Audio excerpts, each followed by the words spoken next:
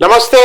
आज मेरे साथ स्टूडियो में राहुल देव जी पहली बार हैं। और ये मैं इसको इसलिए बात कहूंगा कि शायद राहुल बहुत दिनों से लखनऊ में हम लोग की बात होती रहती है, लेकिन शायद जो ये जब लाठी चार्ज हुआ तो उस लाठी की चोट शायद हम सबको लगी है।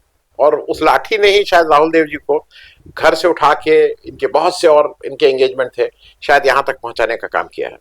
राहुल, ये अजीब सी चीज हुई है और मैं दर्शकों को फिर से ये डिस्क्लेमर कई बार कह चुका हूं, लेकिन फिर राहुल और हम क्लास फेलो रहे हैं तो कभी कभी हम लोग जी वाला मामला नहीं रहेगा तो उसको अभद्रता या वो मत सोचिएगा, लेकिन वो स्वाभाविक रूप से कभी कभी निकल जाता है। राहुल, ये अजीब सी एक बात ये लगी जो दिल्ली पुलिस ने जो किया, वो मतलब हम लोग सब देखे हैं इस तरह का की अपेक्षा नहीं थी। मतलब डंडे में अगर कील लगा के आप कर रहे हैं, गुंडों को, उस गुंडे का वो हो गया है, जो एक गुंडा था उसको आइडेंटिफाई हो गया है, वो जिम चलाता है गाजियाबाद में, कौन डॉली, कुछ जाट हैं और जाटों ने कहा है कि जाट कह रहे हैं अब हम तुम्हारा इलाज हम करेंगे। और ये पूरी तरह से स्टाइल अमित शाह की है, पूरी 100%। और मैं जो लोग पुलिस से गुस्सा है, पुलिस से गुस्सा होना जायज है, लेकिन जिम्मेदारी उस पुलिस कांस्टेबल, उस पुलिस इंस्पेक्टर से ज्यादा केवल और केवल इस देश के गृह मंत्री की। और उसका कारण यह है कि Delhi police works directly under ministry of home. और उसका एक कारण और भी है, मैं इसको भी क्लियर कर दूं। अनुराग कुमार जो इनके चहेते थे, जिनको 17 जुलाई को चेंज किया इन्होंने, गोलचा को हटा के उसको लाए, उसका 15 तारीख को मिनिस्ट्री ऑफ होम से फाइल मूव हुई। अपॉइंटमेंट कमेटी ऑफ कैबिनेट जो होती है, जिसका प्रधानमंत्री चेयरमैन है और गृह मंत्री मेंबर है, उसने इनका नाम 16 को क्लियर किया। तो ये पूरी तरह से अमित शाह और मोदी जी की नॉलेज में है। तो मैं इस पूरे घटनाक्रम की जिम्मेदारी सोलली अमित शाह पे डालता हूं कि ये उनकी देखरेख में, उनकी स्टाइल में, जिस तरह से गुजरात के दंगे वो हैंडल किए थे, उस स्टाइल में उस दिन का लाठीचार्ज हुआ। मैं वहीं से शुरू कर रहा हूं। आनंद, धन्यवाद पहले तो मुझे मौका देने के लिए। हम लोग सहपाठी तो रहे हैं, लेकिन अभी सम विचार वाले लोग भी हैं, दोस्त तो खैर है ही। तो मैं केवल अमित शाह जी को इसके लिए अकेला दोषी नहीं बनाऊंगा। अगर शुरुआत ही करनी है नैतिक जिम्मेदारी की और प्रशासनिक जिम्मेदारी दोनों की, अभी राजनीति को छोड़ देते हैं, तो वो प्रधानमंत्री से शुरू होनी चाहिए। ये कोई अचानक फूटा हुआ आंदोलन नहीं था, अचानक एक रातों रात खड़ा हो गया आंदोलन नहीं था। 31 दिन से ये लोग वहां बैठे हुए थे और सबको पता है वहां एक एक पल की क्या हो रहा था। प्रधानमंत्री, गृह मंत्री और सभी लोगों को, सरकार को एक एक पल की हर चीज की जानकारी रहती है। प्रधानमंत्री जी को इन 30 दिनों में समय नहीं मिला कि वो छात्रों के लिए 2 शब्द भी कह दें। छात्रों की और नीट में जो हुआ उसके लिए उन्होंने जो कुछ शब्द बोले हैं, वो केवल संसद के सत्र में बोले हैं, क्योंकि संसद में कुछ ना कुछ उनको पता ही था ये आने वाला है। तो ये दिल्ली में हुआ है, प्रधानमंत्री की जानकारी में हुआ है। गृह मंत्री तो निश्चित रूप से सीधे सीधे दिल्ली पुलिस वही चलाते हैं, गृह मंत्रालय ही चलाता है, तो उनकी सबकी जानकारी में हुआ है। और ये तो बड़ा एक खुला आंदोलन रहा है शुरू से, इसमें कहीं कोई छुपी हुई बात, कुछ छुपा पक्ष है नहीं। तो ये जानते हुए कि ये कितना संवेदनशील मुद्दा है, देश भर के युवा कितने इस समय उत्तेजित हैं, चिंतित हैं, परेशान हैं, उद्वेलित हैं, ये सब जानते हुए, इस सब आंदोलन की संवेदनशीलताओं को जानते हुए भी अगर दिल्ली पुलिस को ये नहीं कहा गया था कि बच्चों से कैसे डील करना है, ये आम राजनीतिक कार्यकर्ता नहीं है, आप इनको लाठी डंडे से नहीं हाँक सकते, वो ना करें आप।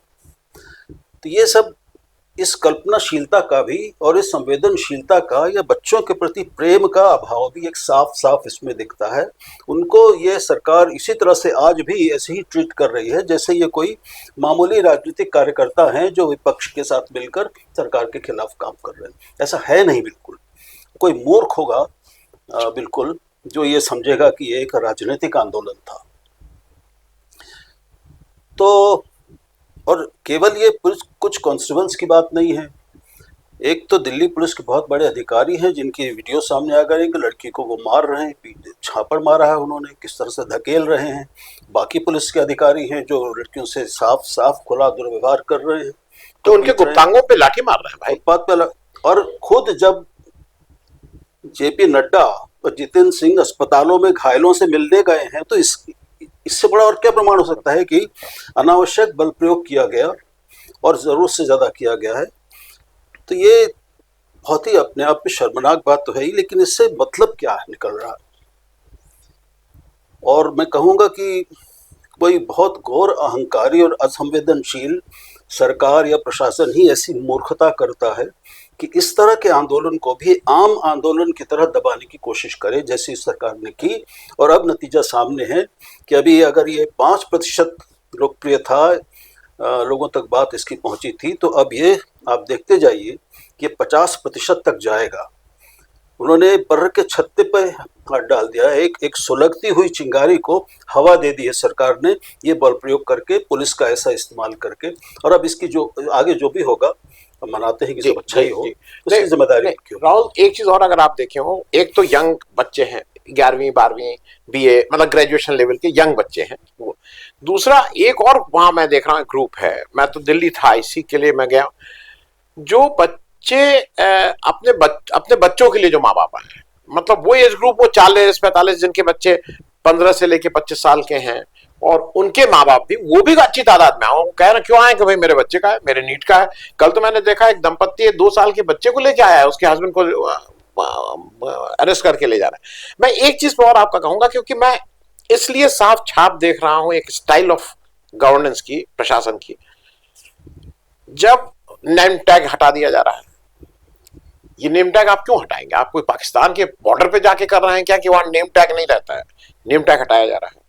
आप सादी वर्दी में जो लोग हैं, मतलब उनको आप कैसे आने दे रहे हो? आप हवाई चप्पल पहन के और हेलमेट लगा के, और पुलिस के संरक्षण, पुलिस के से ज्यादा पुलिस के साथ मार रहे हैं।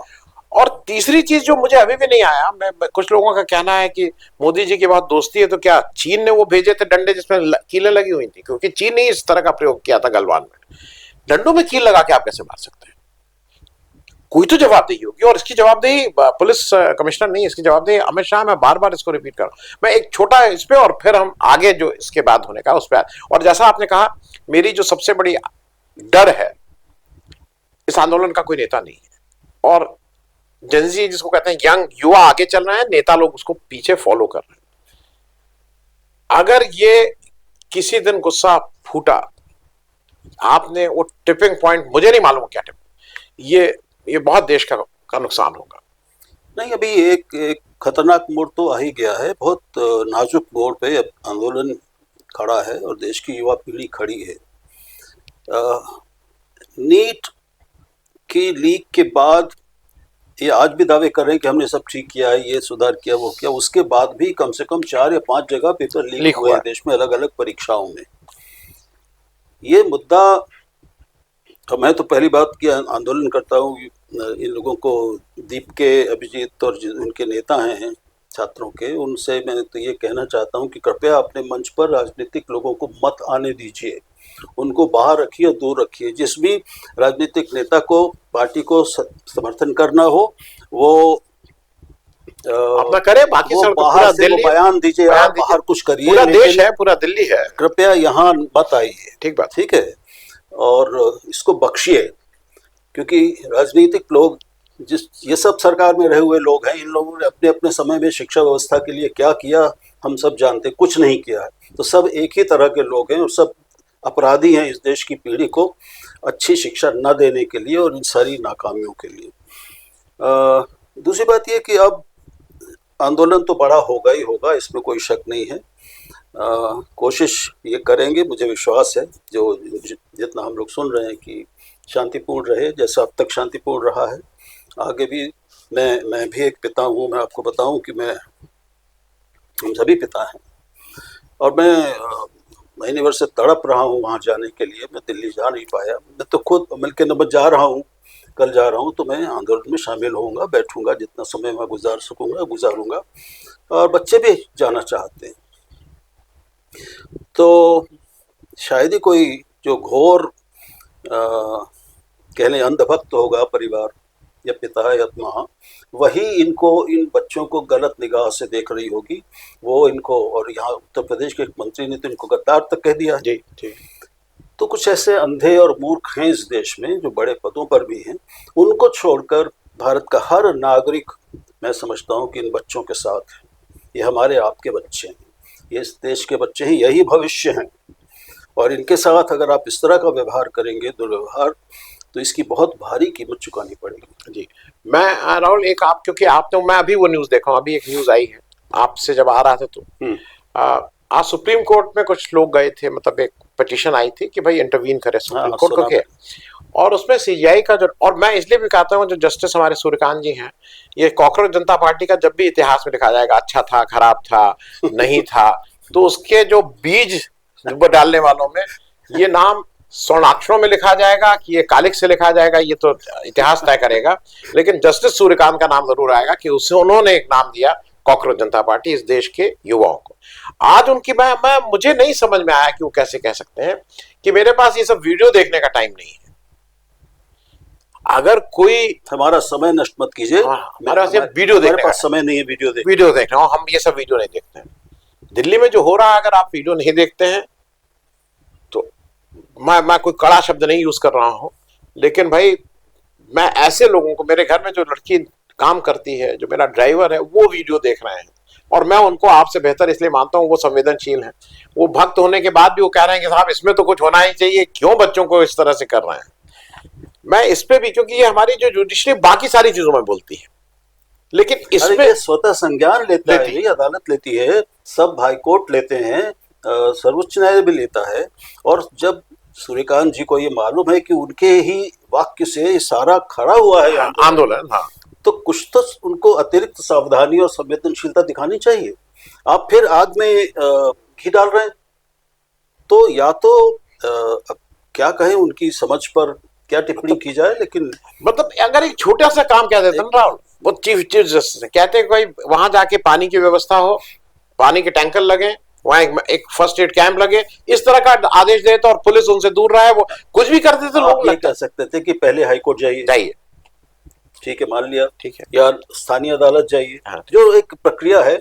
केवल इतना निर्देश किया जा सकता था, बच्चों को असुविधा ना हो, उनके साथ जुल्म ना हो, अन्याय ना हो, वो पीटे न जाएं, पुलिस उनके साथ अच्छा व्यवहार करे, ये भी कहा जा सकता था।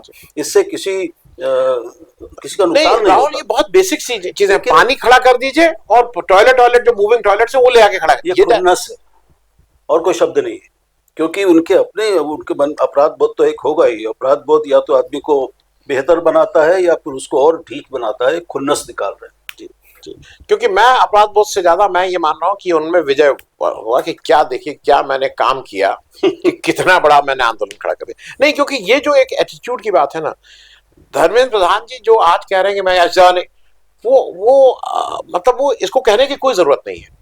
मैं एक अंतिम वो करके आपसे फिर इसको खत्म करेंगे।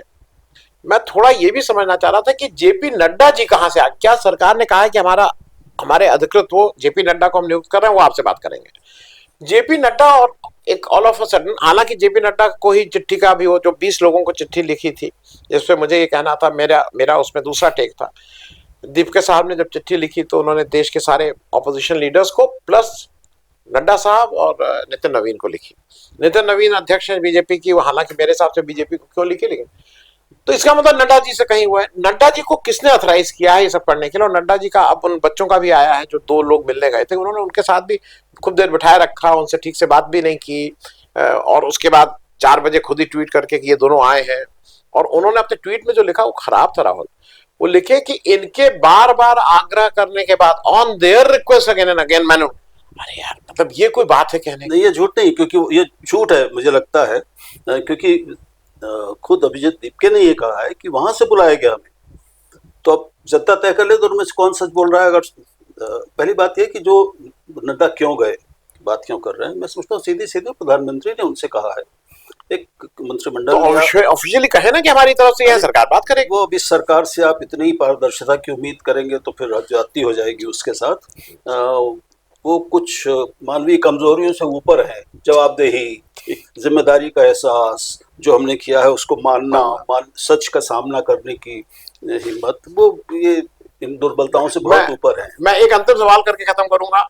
बहुत से संस्थाएं टूटती हुई देखी, इंस्टीट्यूशंस टूटते हुए देखे, और कल एक उसका और प्रूफ आया जब स्पीकर जो उसके सभापति हैं लोकसभा के, जब उन्होंने राहुल गांधी से कहा कि मैं जरा सरकार से पूछ लूं तब बताता हूं कि इस पे चर्चा होगी। ये कैसे कह सकता है जो व्यक्ति जो उसका सबसे बड़ा वो प्रिसाइड करता है, चाहे वो गवर्नमेंट हो। मैं इस पे एक टिप्पणी लेके खत्म करूंगा। देखिए, जो अभी लोकसभा अध्यक्ष जी हैं माननीय ओम बिरला जी, वो हम लोग परिचित हैं उनसे, और मैं 4 साल संसद में एक सलाहकार के रूप में था, तो हमारे साथ काम भी करते थे वो, हम उनके साथ भी काम करते थे। तो मैं कोई निजी टिप्पणी नहीं करूंगा, लेकिन उनको सरकार ने बनाया है तो जानते हैं। तो नहीं, संस्था क्या का ये जरूरी है कि जरूरी नहीं, अब संस्थाओं की मर्यादा और पद की मर्यादा और गरिमा जो पार्टी निष्ठाओं से ऊपर होनी चाहिए हमारी संवैधानिक प्रक्रिया में, और लोकसभा अध्यक्ष ऐसा ही पद है जो चुना जरूर एक पार्टी के मंच पे जाता है, संसद में आता है, लेकिन अध्यक्ष बनने के बाद उससे अपेक्षित होता है कि वो सभी पार्टियों से और दलीय स्वार्थों से और कंसिडरेशन से मुक्त हो, ऊपर हो। तो ओम बिरला जी से मुझे ये अपेक्षा थी ही नहीं कभी, क्योंकि थोड़ा मैं जानता भी हूँ, और किसी से भी सरकार में, इस सरकार ने सीधे या प्रत्यक्ष अप्रत्यक्ष जिस रूप से भी किसी का भी अगर नियुक्ति की है, किसी को किसी जगह बैठाया है, तो उससे ये अपने पद और पद की मर्यादा और गरिमा की को पालन करने की उम्मीद नहीं करनी चाहिए। मैं इसलिए बता दूं दर्शकों को कि ये परंपरा ये है और उसको निभाया भी जाता है, अभी तक तो निभाया गया है। बाकी घर कि स्पीकर के कमरे में प्रधानमंत्री को जाना पड़ेगा, प्रधानमंत्री के कमरे में जोड़ देता हूं कि संसद के परिसर के भीतर, और संसद का जहां तक संबंध है उसमें लोकसभा अध्यक्ष की इच्छा और फैसला वो सर्वोच्च होती है, सुप्रीम होती है। उसमें सरकार, प्रधानमंत्री हो या कोई भी हो, उसका कोई दखल नहीं होता, सरकार का कोई प्रवेश ही नहीं है दरअसल संसदीय कार्य। और इसीलिए शायद यह है कि वो प्रधानमंत्री के कमरे में वो नहीं जाएंगे, और वो अगर कोई बात है तो मंत्री को, प्रधानमंत्री और लोकसभा अध्यक्ष स्पीकर पूरी तरह स्वायत्त और स्वतंत्र है, संवैधानिक रूप से अधिकृत है, और यही उससे अपेक्षित है कि वो अपने विवेक से सदन और देश की मर्यादा और उसके हित के लिहाज से वो फैसला करे। सरकार से पूछकर जवाब देना या सरकार से पूछकर फैसले करना, ये तो मतलब पूरे संसदीय लोकतंत्र का मजाक है। मैं दर्शकों से कह दूं, राहुल देव जी बहुत लंबा अनुभव रहा है, तो ये शायद इनके पास बेहतर भाषा भी है और बेहतर शब्द भी हैं। ये कहते हैं कि मजाक है, मैं उसको कहता हूँ हत्या है। ये बिल्कुल ठीक से उन्होंने उस संसदीय प्रणाली, उसकी व्यवस्था की हत्या की है। राहुल बहुत बहुत धन्यवाद। मन दुखी है थोड़ा, मतलब आंदोलित भी है, दुखी भी है, गुस्सा भी है, सब मिश्रित से ही है। चलिए, लेकिन मैं तो अंत में ये जरूर कहना चाहूंगा, मैं चाहता हूं कि लखनऊ में हुए भी हैं, लेकिन लौट के जब मैं दिल्ली से आऊंगा, वहां तो मैं जाऊंगा जी, तो मैं कोशिश करूंगा मित्रों से बात करके कि लखनऊ में भी, लखनऊ का भी योगदान इसमें कहीं ना कहीं इसमें होना चाहिए। ठीक बात, इस संवेदनशीलता को और जागरूकता को और बढ़ाने में। ठीक है, ठीक बात। बहुत बहुत धन्यवाद, थैंक्स सो मच।